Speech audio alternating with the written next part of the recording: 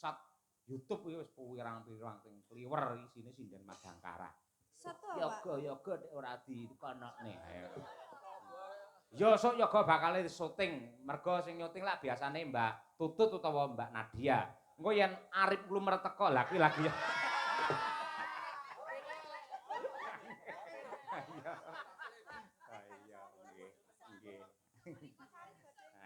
Tanggal 29, Pak. Nusul wis genah wis WA karo aku kok. Dadi WA karo aku iki ora tau tak balesi. Allah Pak jenengan kok jahat to, Pak. Oh, sik toko sik. Pak Dalang leres nggih teng tanggal 29 teng ngale Pilang Kenceng aku meneng ae. Oh, nggih Pak Dalang bintang tamune sinten? Aku ya meneng ae. Benjing kula nusul mriko. Aku ya meneng ae Dek. Kir dhewe akhire matur nuwun ngono. Ah iya aku seneng dolanan ngono kuwi. Dolanan karo aku ya seneng ana. Gimana Pak? Kok gitu? Mainan apa? Ya mainan apa-apalah. Loh, kok gitu sih? Tanggal 29 tolong pengrawit dandan yang ganteng-ganteng. Mau direkam shot. Oh iya, sok. Tapi saya nggak ikut, Pak. Hah? Tapi saya nggak ikut. Oh, nanti. Saya izin. Kemana?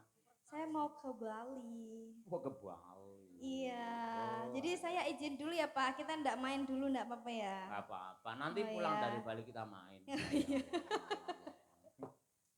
Ya coba kayak apa? Yuk, gandrung momennya Mas Danang, Mas Wiryo. Ayo diaturake. Coba kayak apa? Yuk.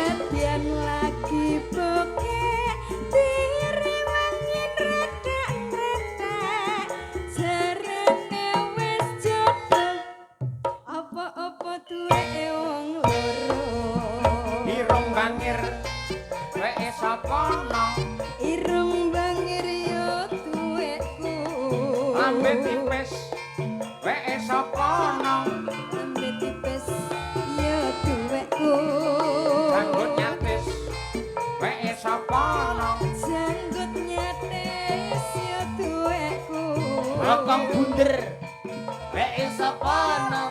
Bokong bunder ya tuwek. Iki piye, weke sapa? Mestine ana sing duwe. Iki piye, weke sapa? Mestine ana sing duwe. Iki piye, weke sapa? Mestine ana sing duwe. Mestine ana